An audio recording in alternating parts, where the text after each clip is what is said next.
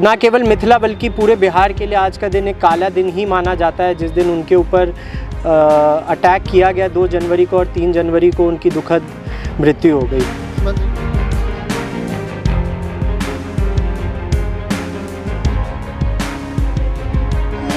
तो समय कार्यक्रम में भाग लेने के लिए पहुंच जाए।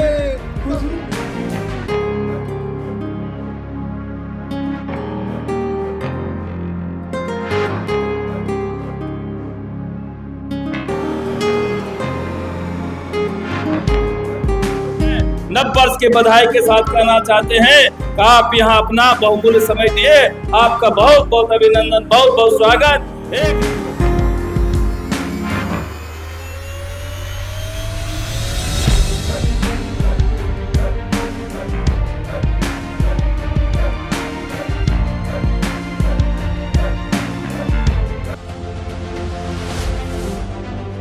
मैं रहूं या न रहूं, बिहार बढ़कर रहेगा।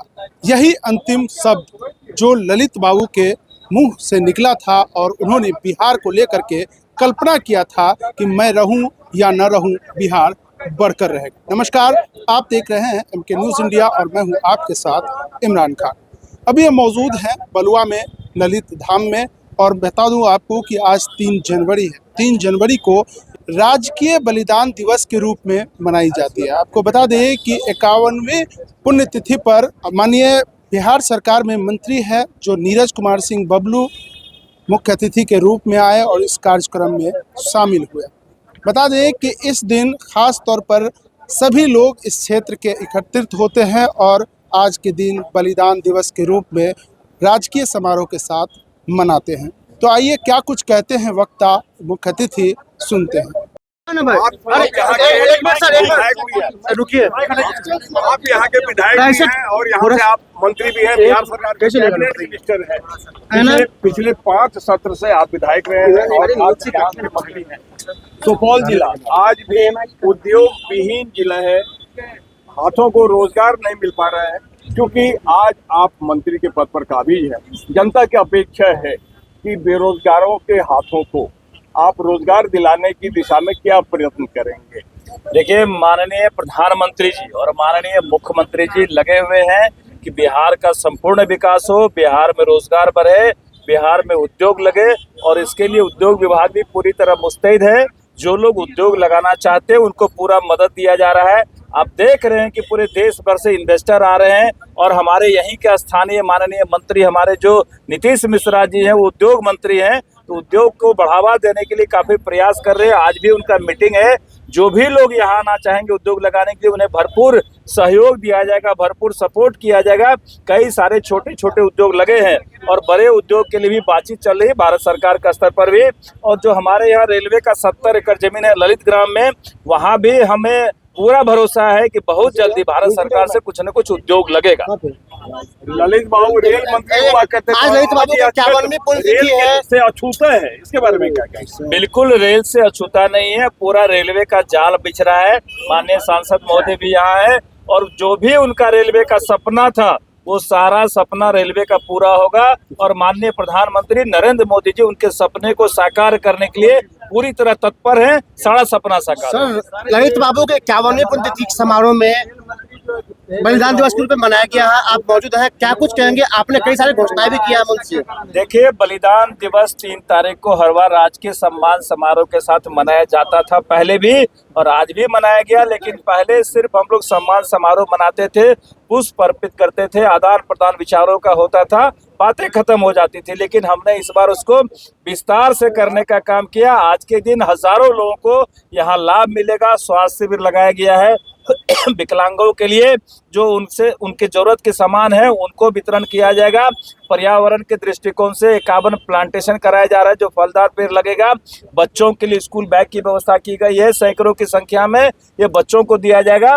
तो हम समझते हैं कि हजारों लोगों को आज लाभ मिलेगा जो ललित बाबू को याद करेंगे। आज उनके पुण्यतिथि पर ये सारा व्यवस्था किया गया है। ना केवल मिथिला बल्कि पूरे बिहार के लिए आज का दिन एक काला दिन ही माना जाता है, जिस दिन उनके ऊपर अटैक किया गया 2 जनवरी को और 3 जनवरी को उनकी दुखद मृत्यु हो गई। मंत्री जी ने कहा है कि ललित बाबू की हत्या हुई थी, उनकी जांच होनी चाहिए, आप क्या चाहते हैं? जी जी बिल्कुल होनी ही चाहिए। वो तो सभी लोग जानते हैं, हमारा परिवार भी बोलता आया है कि ललित बाबू की हत्या एक षड्यंत्र थी। उसमें जो भी आनंद मार्गियों का नाम डाला गया था, उस जांच से हमारा परिवार कभी भी सहमत नहीं रहा है, क्योंकि ये एक पॉलिटिकल कंस्पिरेसी ही था, पॉलिटिकल असैसिनेशन ही था। और वही है कि उनके बढ़ते कद को देख के काफ़ी लोग घबरा गए थे, जिस वजह से उनकी हत्या की गई थी। मांग करते हैं आप सरकार से? सरकार से ही मांग रहेगा कि अगर इसमें पुनः जांच हो सके तो बिल्कुल किया जाए।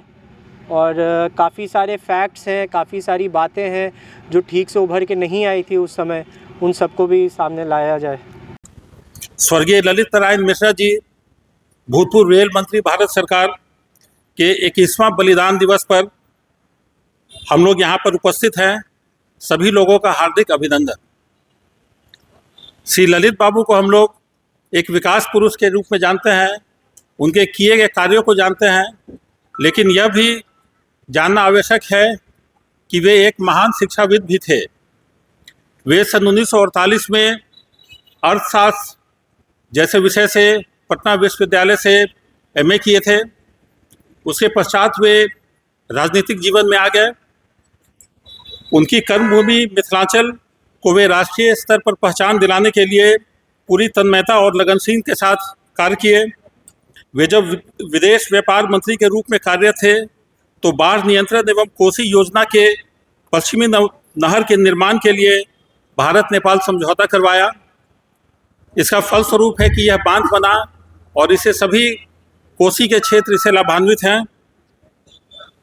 मिथिला चित्रकला को भी उन्होंने एक अंतर्राष्ट्रीय पहचान दिया और रेल मंत्री के रूप में उनके द्वारा मिथिलांचल के पिछले क्षेत्र झंझारपुर से लोखा रेल लाइन एवं भपटियाही से फारबिसगंज रेल लाइन सहित 26 रेल योजनाओं का सर्वेक्षण कर उसे स्वीकृति कर उनकी कार्य क्षमता, दूरदर्शिता तथा उनकी विकासशीलता के ज्वलंत उदाहरण के रूप में हम उन्हें जानते हैं।